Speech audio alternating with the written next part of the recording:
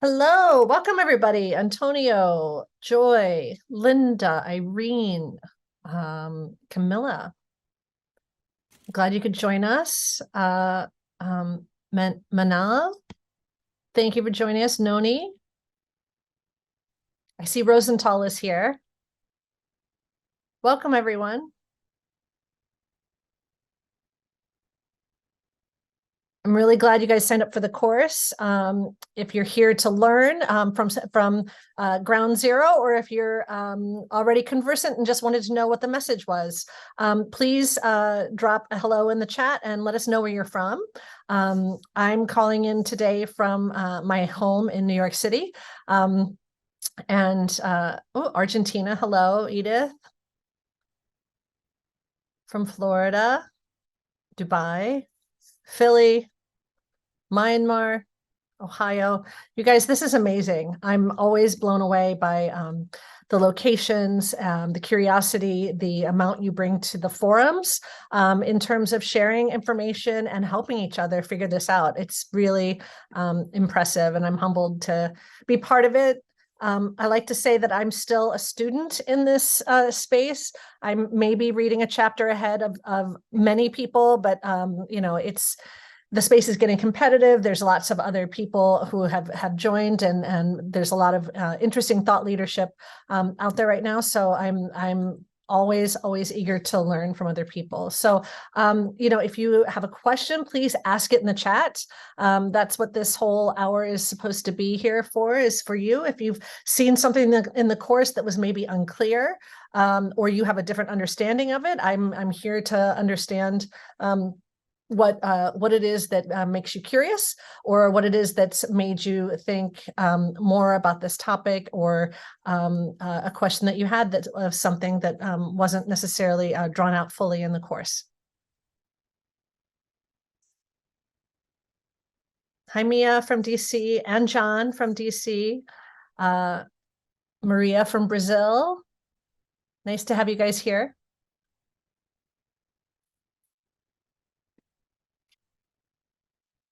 I will wait for some questions. I can't believe the course launched. We have almost 10,000 people who've joined the course. So it's been great to read your interactions on the forums. That's where I am able to dip in and see where you guys are in your learning phase. I was amazed by how many people use tools like ChatGPT to correct their second or third language. I think it's an excellent use of that tool. If there's a great use case, that's it. Some people have called it an equalizer, especially when they're dealing with like business emails and things like that. So I think that's a great use of that. So I'm gonna, so our moderators are curating a list of questions that they'll drop into a Google Doc for me, and I will get to the questions as soon as you have it. You guys are shy here, but not in the forum, so let it rip, guys. I'm really curious. How good is ChatGPT for translation if you are not fluent on that language? I'd say it depends. It's better than it used to be. It's better than it used to be in Google Translate, for example. I think I was just speaking to somebody today who said that you can tell that the large language model only scraped state media, which has a very formalized, stilted way of communicating. So it just depends on what language, like how big the language is you're going. If you're going from English to Spanish, it's probably pretty good. And I say that as a monolingual. So I would always have somebody else check in that other language. But I think, when we did our projects for local newsrooms, we got really good results in transcription service, which is related a bit to translation. With Whisper, OpenAI's Whisper, that bested everything and came closest to human translation. Not quite as good as human translation or transcription, but very close. So keeping an eye on the doc. Can you discuss how you manage the need for references? Debbie, can you say a little bit more? Can you discuss how you manage the need for references?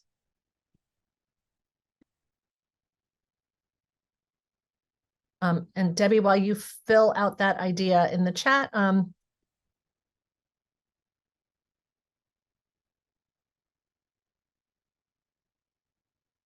let's see here.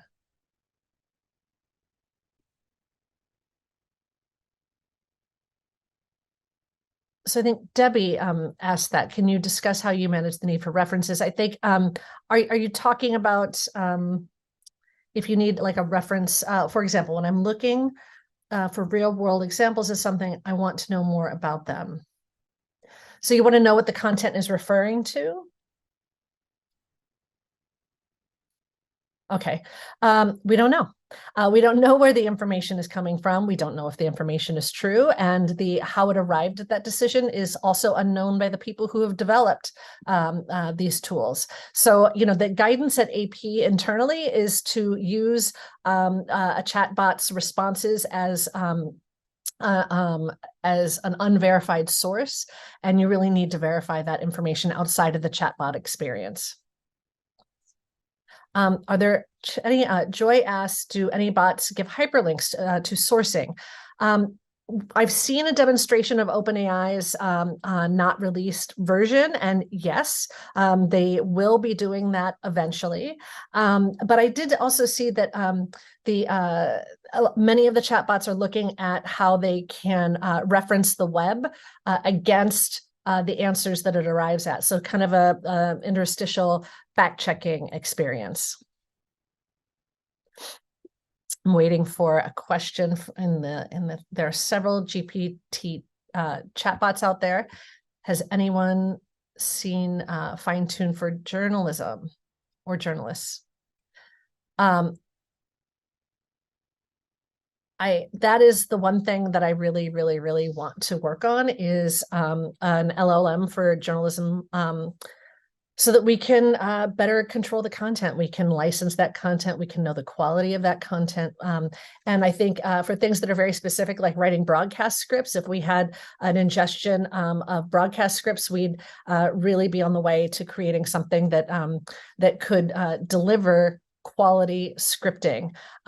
That's not to say that it would best the human part, but that it would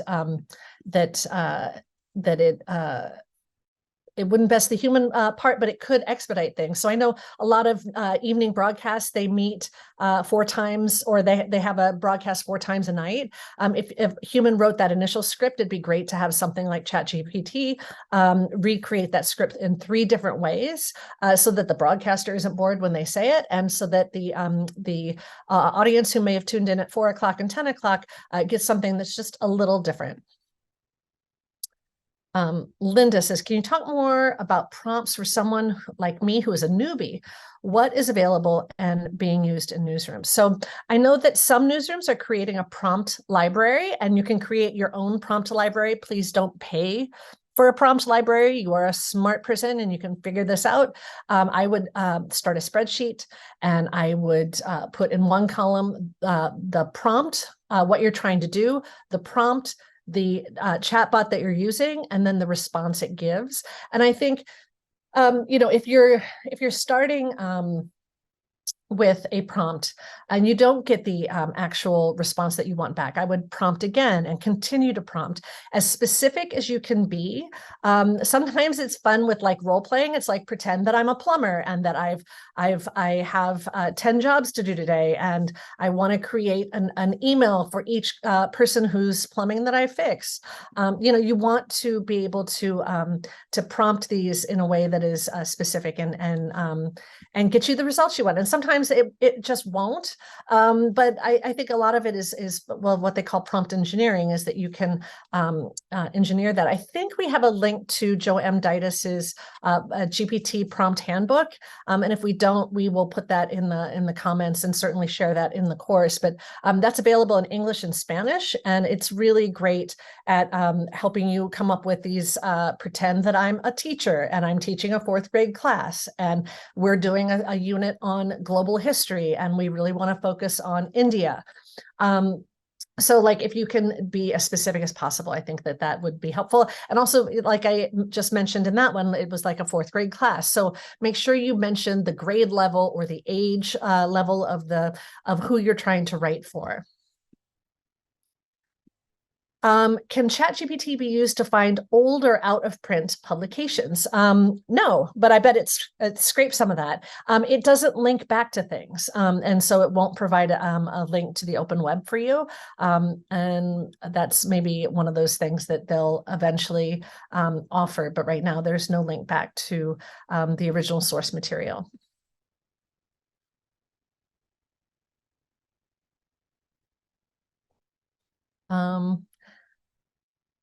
How do you bring in reliability if every time, let's see here. Let's see here, I'll wait for that to come through.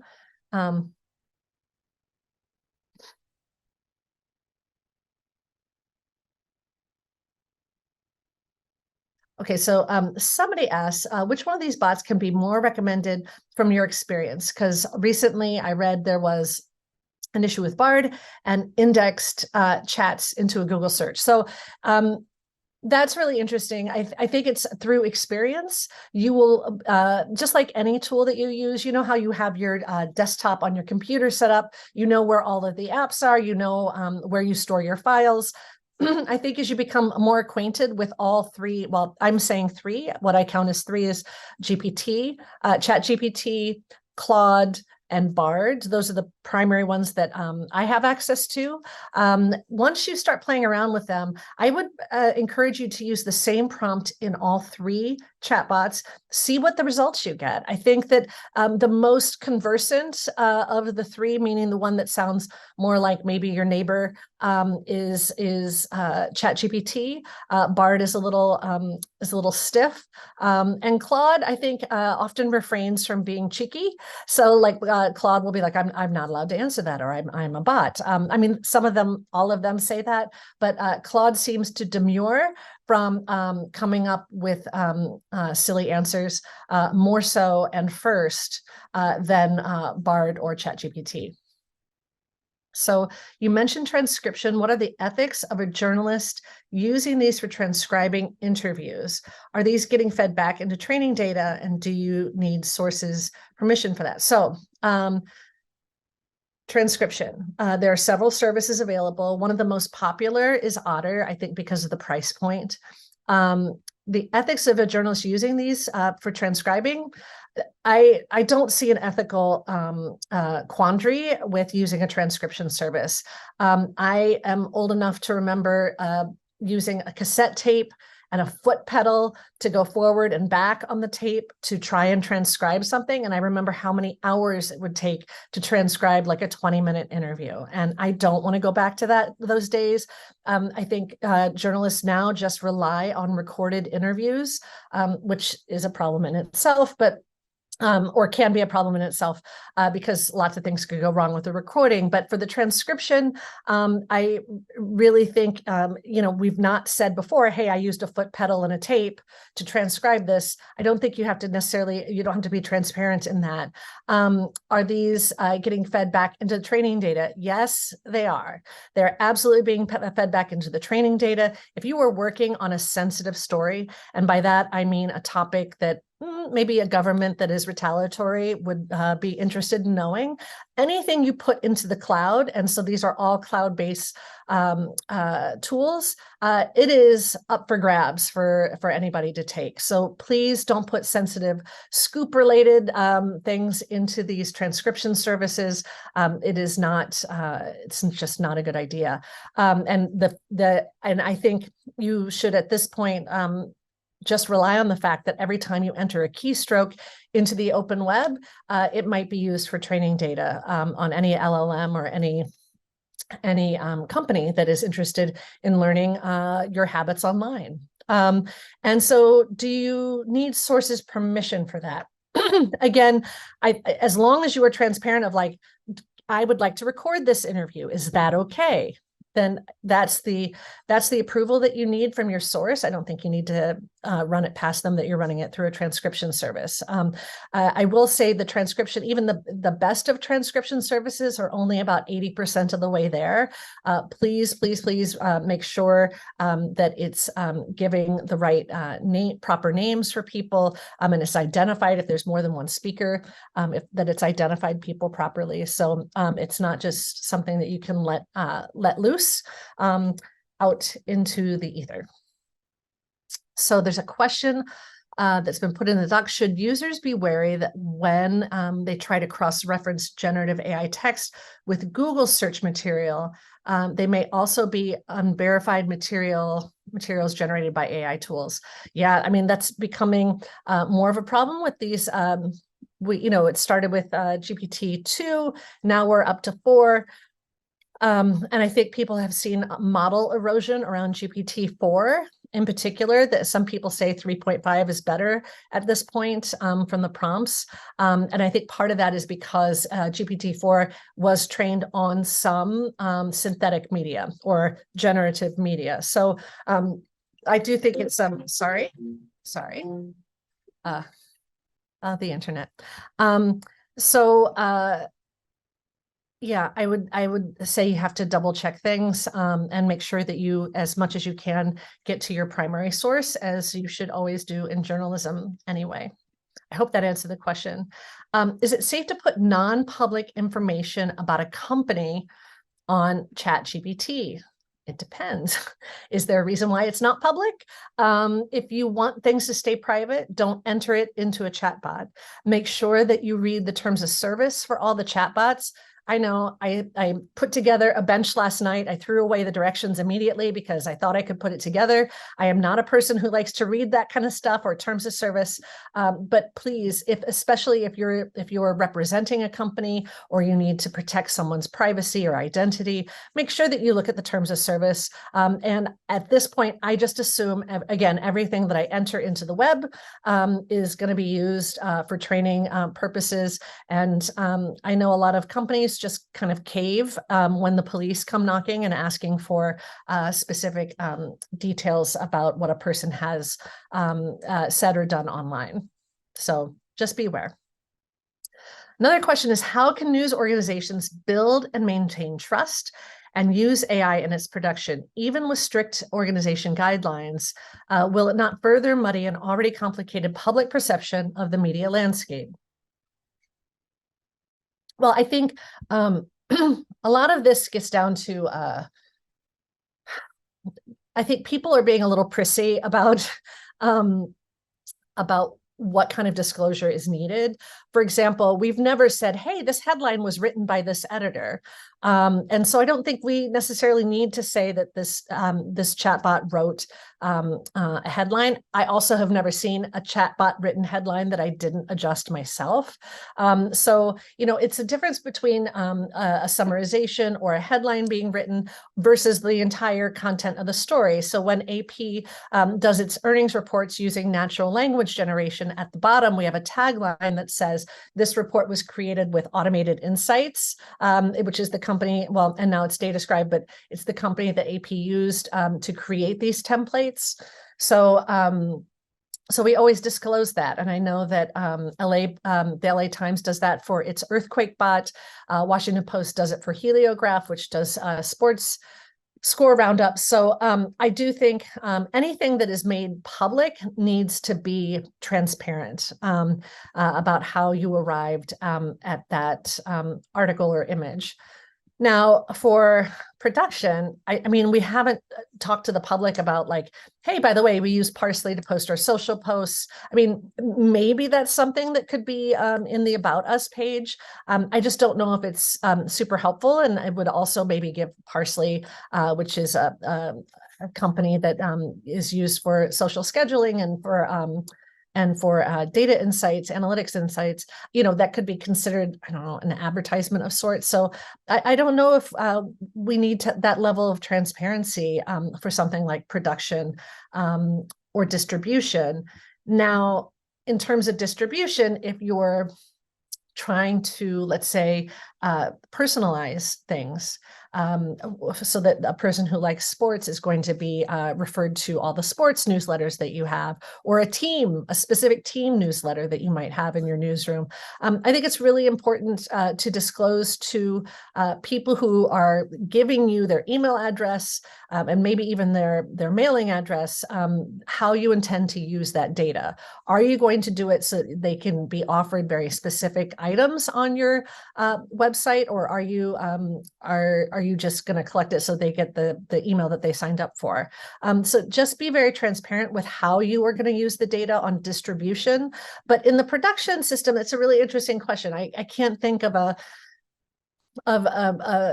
cog in that production system that would require some type of transparency around the tools that you're using, because we don't talk about, hey, by the way, we use ARC content management system to produce our stories. We just don't talk about that, or haven't publicly disclosed that. So I'm open for that conversation. If you think, well, you know what, maybe we should have that conversation.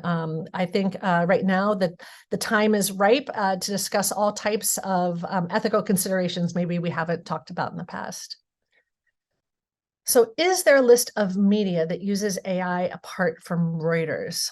I think most news operations use some facet of artificial intelligence, whether that's natural language generation or a third-party tool that they use. For let's say if a organization uses NewsWhip or Data Miner, a lot of that is working on algorithms. Reuters has been transparent because their overall their ownership has a lot of money, and they're investing like $100 million into AI. So I think that's one of the disclosures that they've seen. I think what's really interesting is sort of the media hirings around AI. I know that the FT has an artificial intelligence editor. I think that's really smart, very forward thinking, and I think it'll help inform smarter reporting from the FT. So that to me is great. And I saw last week, actually, maybe like 10 days ago, the New York Times has an AI senior editor for the newsroom that will steer the strategy in that news operation. Now, these are two well-resourced newsrooms, but I do think those are sort of indicators of how seriously the industry is starting to take this topic, and that they're willing to put resources behind it. How about disclosing photo credit for AI-generated images? Yes, please. Please do that. Please, I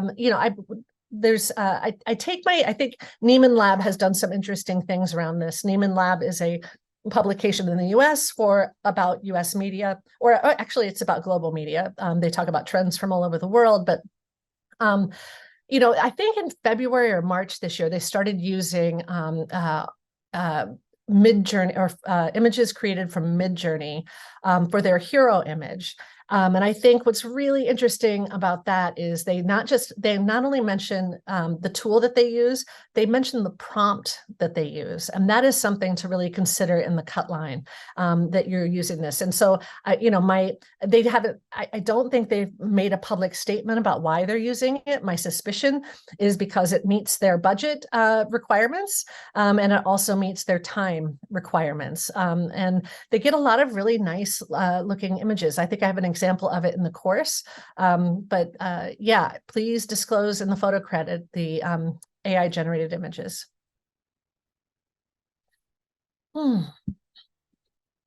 Okay, so another question. I'm trying out some image generators like Midjourney or Blue Willow, and I noticed that they sometimes restrict generated images of public figures like Elon Musk. For journalistic purposes and not having an image free of a public figure, is it viable to use image generators ethically? So Midjourney shut that feature down after Elliot Higgins from Bellingcat produced, I think it was in April, created a series of images of former U.S. President Donald Trump being arrested on the courthouse steps. And he posted them as a joke, and they went viral. So I think, that's when Midjourney said now you can no longer, well, they deactivated his account or suspended him for a bit, but they also stopped the ability to use public figures in their image creators. So if you're looking for images of public figures, I would try Creative Commons and use the actual photo. You don't want to make a generated photo of like Jennifer Lopez, for example. She might end up having like 7 fingers or 3 legs or a strange, weird thing around her ear and an earring. So I would go to Creative Commons and look for an image. Most public figures have licensed or not, or royalty-free licensed images that you can use. So I would go there.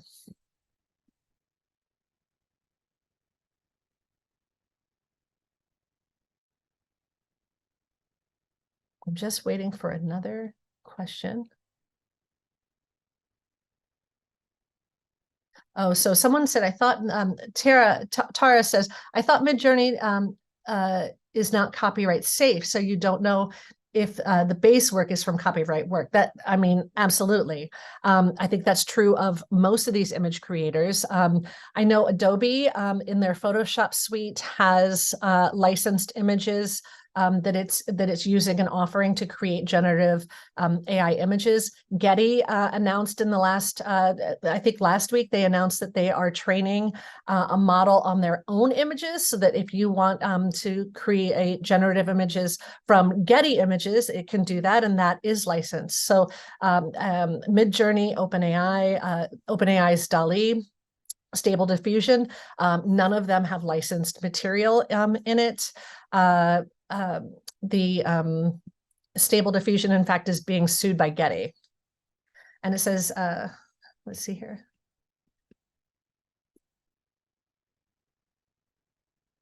Okay. So, oh yeah, so Elaine Clark says, I understand you're giving 2 upcoming webinars on AP AI tools in October, one a demo and one on how they might employ them. Will that info be covered in the course? No, it's a separate thing, but I do talk with the person, my colleague, Ernest Kung. We created these 5 projects. He really brought them over the line in the last 2 months, and we are going to talk about these projects in October. Sometimes when there's code base that is released, people are like, oh, great, you can use the code base, it's on GitHub. And then suddenly editors who don't have anybody on staff who can deploy this, they don't have technicians on staff, all of a sudden GitHub comes up and they're like, okay, we're out, we can't do this. So we're having a second webinar to try and support the implementation of these tools. I think that's the critical part. It's like, great, you can make this, you can open source it, but if people don't know how to plug it into their own systems, it's not usable. So that second webinar is meant for technicians, and we will have breakout rooms with the people who created those tools, so that somebody can ask very, very specific, very nerdy, very beyond my capability questions. But thank you, Linda, for mentioning that. So the most common confusion around these tools is around when they are appropriate or factually. How can we know if when it's appropriate to use tools to look up facts? And if we can't use them for that, what can we use them for instead? Okay, I know that I mentioned this in the course, but I think it bears repeating. And this is, I was informed on this by David Caswell, who used to work at BBC, and he's an old hand in the AI space. And the idea is that a tool like ChatGPT has a knowledge base and it has a language base. Its knowledge base is much weaker than its language base. If you're doing any kind of research, I would not recommend using ChatGPT. Maybe you can use it. My father was sick the other week and I plugged in, asking what is the illness, and it came back with a word, and then I took that word and I didn't have that word before, and I put it into Google and I started down the rabbit hole of like WebMD to figure this out. But it helped me get that word, but I would not rely on it for the information that it would tell me about it. I would go to other websites. And, Wikipedia was like this in the beginning. People, when Wikipedia first came out, it was like, oh, you can't trust it. Who knows where the information came from. And they fixed that problem by annotating. So the annotation is a relatively new thing for them. And it has built their trust enormously, and now people can use it because the references that it points to are, it's the source material for it. So I think like Wikipedia is a really interesting model to see how a website that was first created not trusted so well, how they built trust, and how they worked hard to point people to the primary source. So I think as people get hungrier for like, how did you arrive at that chat GPT? Maybe there'll be an outcry for the primary source material being linked back to. So someone says, I'm interested in learning more about how AI can be used to enhance blog writing. What are your suggestions? I was writing something 2 weeks ago, and I had a bunch of different ideas for it. And I wrote like 6 paragraphs that didn't make sense. I mean, they didn't make sense together, I should say. Like each paragraph stood on its own as like an island of information. And I asked ChatGPT, I was like, can you make this into a blog post? And it did. I mean, it did a really good job of organizing and helping with some of the transitions. It really goes into overdrive on adverbs, and I can't stand that. Like I had to kill so many adverbs and remove those. It also used really bloviated language. Like as a person who's been trained as a journalist, like I would never go over the top on extolling on the virtues of one AI tool over another. And it tends to extol, and that's when I start cutting. But it was really good in terms of helping my evening tired brain make sense of all of these different ideas and put it together as a framework. So I think like it can be a good co-pilot or a good assistant editor or starting off intern. And then I try and use that information and have it give me that leg up that I didn't have before. I hope that helps, but I would see it as a co-pilot and not the place that's going to draft, because you have the ideas that are going to make your blog unique, if that makes sense. I mean, you have your experience and your training in whatever discipline that you're in, and that's what makes you unique. The thing about the chatbots, and I'm sure many of you have experienced it, they don't come out with amazing zingers. They don't have great language. I did ask it to rewrite something I had written, and I was like, oh my gosh, it doesn't understand me or my point of view or my sense of humor at all. And so it made it very vanilla, and I didn't like it. So I thought it was a really interesting exercise. I probably should have run it through Bard and Claude as well, but I just felt deeply misunderstood by ChatGPT. And in some ways, I hope you do too, so that it encourages you to stick with your own ideas and put that out there. And then maybe OpenAI will scrape that one day and use it for its training. That was sort of a joke, but probably true. So someone writes, Google is pretty good at leading to potential diagnosis from a set of symptoms without a chatbot. Is there value added to writing sentences instead of terms? Is there value added? Yeah, I mean, I think this is the thing that makes me really, because I haven't solved this, we haven't solved this together yet, is what will news look like based on what we know about chatbots. And what I mean by that is I think about the Telegraph and how the Telegraph informed the inverted pyramid style, right? Like in case the Telegraph conked out, you would at least have all of the information at the top of your story. And so that's an example of how technology informed the product. And so I keep thinking about chatbots and how, DALL-E was released in July of 2022, and people liked it and it was amazing, but like it didn't have the reception that ChatGPT did. There is something about that response in language that I think cuts deeper somehow than images, which often surprises me. And if you're a PhD student and you're working on this exact same problem, I want to hear from you because, or not problem, but question is like, why did ChatGPT run circles around DALL-E? I think there's 100 million subscribers or something within the first couple of months of ChatGPT. And so I'm getting to your answer here, which is just to say that I think people feel satisfied by getting a paragraph, an answer about something instead of just a bunch of links to go off to and investigate for yourself. Now, that paragraph comes with a huge caveat. It might have incorrect information in it. It might be distilled from problematic source material. We don't know. So I do think the level of accuracy will eventually improve on some of the chatbots. But in terms of medical, you know, I confess that I entered in my dad's what was happening to him to try and get to the word that it was about, so I could Google it. But I didn't ask it like how what are the recurring symptoms, or what are, you know, I didn't ask deeper medical questions to ChatGPT. I just don't think that is sorry.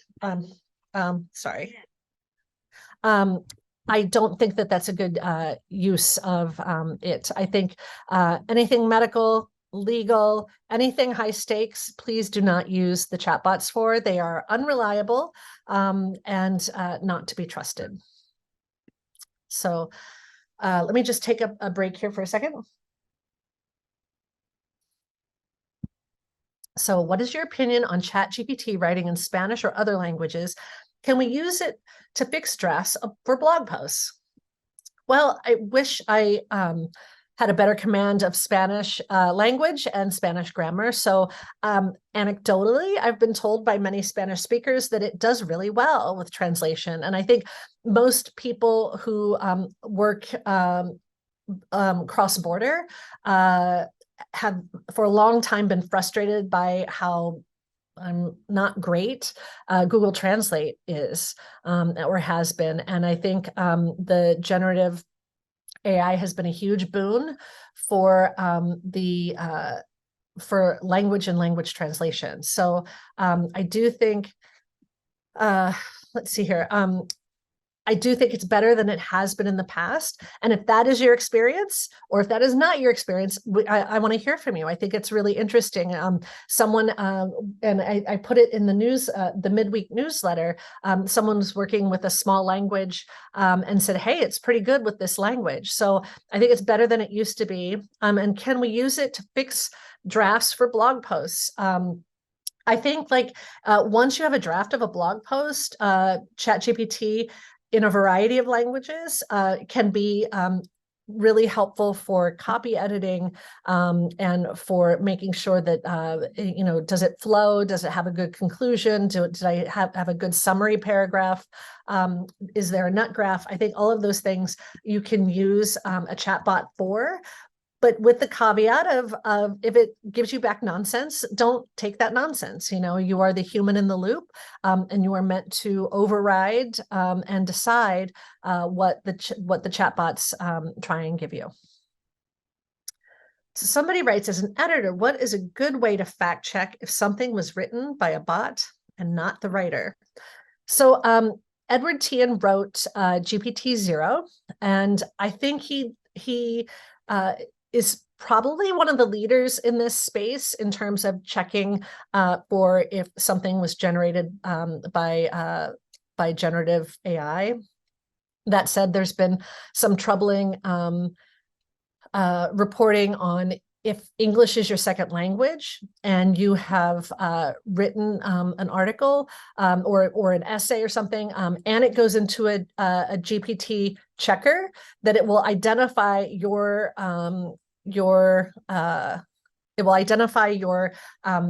prose as synthetic media. And that's not great. So I think that, you know, even the best of GPT checkers can't really get above 60% in terms of accuracy.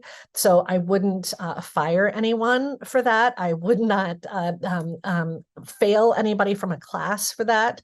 The technology is not good enough to check for it. I think if you are a teacher or you're an editor, and you are used to how someone writes and that writing changes substantially, I think it's well within your right to ask, as you would someone who might have plagiarized or you suspect plagiarizing, which is, can you tell me how this story came about? Can you tell me what you meant by this phrase?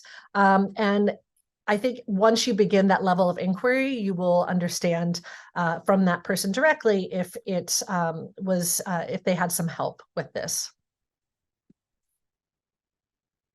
So Nick Diakopoulos's article suggested Google Translate, since it's it's translation specific, is still a better option. Do you think ChatGPT is equipped at this point?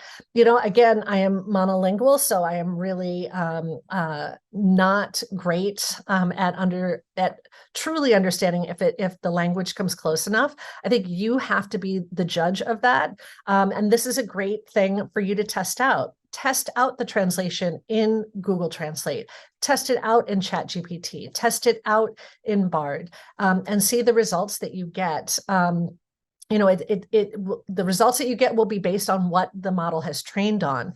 If you have a small language, if you're coming from a small language country, it has likely ingested text that is more formal, maybe from books, maybe from magazines, and it might not be as colloquial as you might like it to be. So I think you just have to test and see. And you know, Nick, Professor Diakopoulos is one of the best in the business. So I think if he suggests Google Translate, that's an interesting suggestion. But by no means, I mean, Google Translate has helped me communicate with my son's caregivers, who are mostly Russian speaking because he speaks Russian. So I'm not dissing Google Translate. It has been super helpful in my travels and when communicating on things that matter to me at home. So yeah, I think we have these tools. We are able to test them. What was interesting when we did one of the projects is we discovered that the transcription tool in YouTube is different than the transcriptions tool that Google uses. And that's the same company, and they're using two different types of tools for that. So just so that you know, I mean, it's just because one tool is being deployed at a company, it doesn't mean that they're not trying others across departments. So from John Greenberg at PolitiFact, oh my goodness, my phone really is, I don't get this much activity the rest of the day. So from John Greenberg, how close are we to having AI transcribed and summarize public meetings such as city council meetings? Oh my goodness, John, you teed me up again to talk about our 5 projects. So Michigan Radio started a project a few years ago using Google News Initiative money. And they started Search Minutes. I think it's searchminutes.com. And we worked with them on adding summarization, or not summarization, but we added keyword identification for reporters. So let's say a reporter is very interested in municipal pay raises. Then it will say, hey, in minute 17, they mentioned it 25 times. So that as a reporter, you know to go to that. We really, I think, it relies on a lot of things to go right? You can think of all of the points of error, whether it's a bad microphone or the microphone is set back or you forget to start the recording. But because of COVID, many public meetings then began to offer a service that was streamed on YouTube or Vimeo. And so I think that is we're not just close, we're there. Right now, Search Minutes works in Michigan. We're working on having it do school board meetings in South Carolina. And we know that journalists spend a lot of time in meetings every month. We really want to give them their time back and be able to help them identify key points in a public meeting very quickly. So we hope that that will do it. And I know that there's a couple of other services, one that goes directly from the transcript to publish, and that is problematic for a couple of reasons, but because I don't like that there isn't a human in the loop. But in the absence of nothing else to give the public, I do think that that is a better solution than not. So thank you for asking. Let's see here. Other than a human in the loop, are there any safeguards currently in place to prevent AI algorithms from inadvertently promoting bias or misinformation news content? No, there are no other guardrails. It's really, really tricky. All of the bias that is, all of our understanding of humanity is ingested from the web. And that understanding of humanity is limited by language. It's limited by who has written it. It's limited by, and prioritizes often white Western men's point of view. And that is not representative of the world, as we all know. So it's only going, whatever data it ingests, that's the stuff that's going to come out. So the bias is kind of, it's a feature, not a bug, unfortunately. And so it's a matter of all of us identifying and seeing a problem in that. Joy Bulawami is one of the first persons to identify that there was a problem with facial recognition with people who are darker complected. And not just a problem with it, it just couldn't recognize it. And so, through her testing, I think she was at MIT Media Lab when she started testing, that she brought huge awareness to that, to the point where Amazon deactivated their facial recognition pilot program. So I think, if we see bias, I don't know if we can all be like Joy, but it would be nice if we could speak truth to power as she did and call it out. And I think that's why in the fourth module, we'll talk more about how you can use your reporting techniques to report on AI and society. And I think it's through the reporting that we will be able to push back on what the algorithms deliver, what the tech companies have decided for us, so that we can say that's not acceptable, just as Joy did.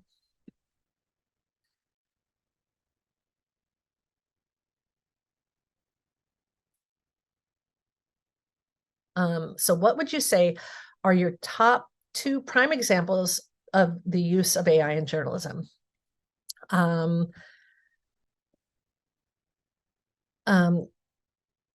think one of the coolest examples, and I was just talking about it the other day with a journalism friend, is the Panama Papers. Is that reporting would not have been possible without artificial intelligence. Artificial intelligence helped them drill down into millions of documents to find just the right things that they were looking for. So I think, that is a great example of cross-border collaboration and document dumps that sometimes governments do give you a document dump, trying to think of, or seeing it as transparency. But now we have tools to combat that. It's like, oh, you're going to give me, 1 million pages to review. I'm going to use AI and it will review some of it for me, maybe bring that number down to 100,000 pages to review, which is better than 1 million. So you said the Panama Papers. Yeah, the Panama Papers is just a great example of that. I think, anything for me, AI in journalism, I really want to help local newsrooms who are that are struggling. They're struggling because, and oftentimes they're the only newsroom left in that area. So that they are meant to cover even larger territories.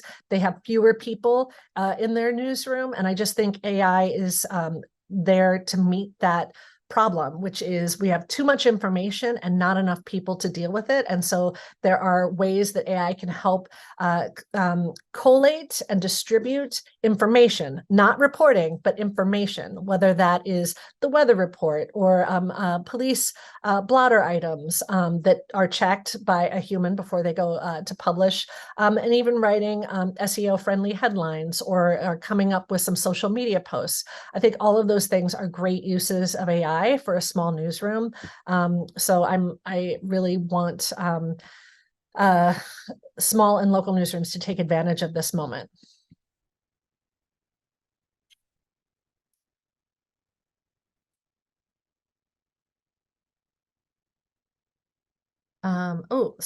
Prabesh says GPTs are going to further isolate minority speaking languages, and that's going to narrow diversity of content. Do you agree? Yep, I do agree. And this is one of those problems of inherent bias in these training models. I was speaking with someone today who said, really great insight that I hadn't thought about before. But if you're living in a country where the state owns and runs all of the media, that is what has been ingested into large language models. That is a problem, and that will be the information that you get out of these large language models. So whether it's a small language or the state runs the media, whatever junk content that these LLMs are trained on, you're going to get that back out. So it's a problem for small languages, although I do think that maybe is an opportunity for you to create your own large language model on your specific language. But you have to have some data points, and Prabesh, I don't know if you are part of a newsroom that might want to contribute to that, but I know that you don't have to have a trillion points of data for your LLM, but several million would be helpful. Let's see here.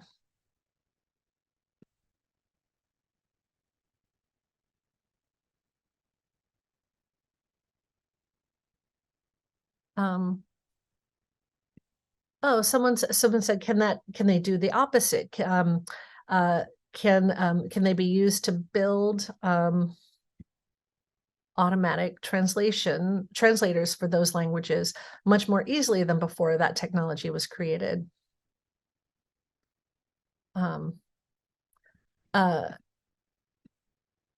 So maybe they can open up an opportunity to really help those languages. Simon, that is really optimistic, and I would love to live in that world. I don't know if that's the world we live in, though. Maybe the translators will help. Maybe we should have. I'm not sure about that. Well, it will remain to be seen. But I will say that these technologies are often extract more than they provide. And that is, again, something we need to bring accountability to, or maybe to shore up our own resources in our own countries to make large language models that represent our experiences. Are there ways we can use AI to help with diversity? Maybe.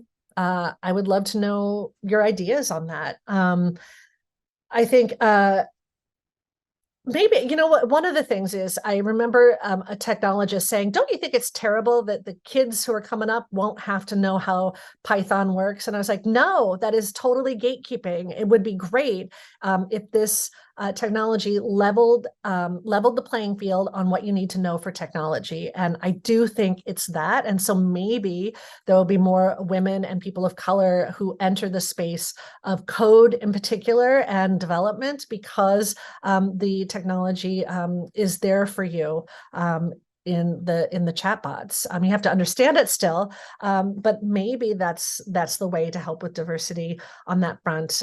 So I think that could be a useful, if again, optimistic, just like Simon, optimistic point of view. Simon says, as a 20-year Python programmer, I'm so excited that people won't have to go through what that's Simon, that is great to hear. I hear so many people say, well, I worked in a newsroom and I did the police blotter items and I want everybody else to suffer the way that I suffered. And I think I worked in a newsroom. I did police blotter items, and I don't ever want somebody to have to suffer that way. So I love that you're in that camp of wanting to make it better for those coming up. And again, I think it will help with diversity potentially in this space. So somebody wrote, and maybe this will be the last question we'll take. The WGA strike is over with AI not taking away their jobs. Isn't this a concern in newsrooms? Yes, it is. And I think many newsrooms and many news guilds were waiting for this, the decision to come down with the WGA writers' strike. They have created a really strong path for news guilds, I think, to follow behind in terms of limiting how AI is going to be implemented, if at all, for in those creative spaces. So my hope is news guilds will be fortified with that decision and be able to maintain rights for people who are working in newsrooms today. So thank you all for joining us for this live session. Again, if you have questions that didn't get answered here, please pose them in the instructor forum. I will also be checking out the forum question areas as well to see how you're coming along. Please keep experimenting and please share what you're finding. I'm learning something new in this space every single day. And I hope to share what I learn with you. And I am eager to hear how it's informing your day-to-day work. So thank you guys so much, and we'll see you next week. Bye.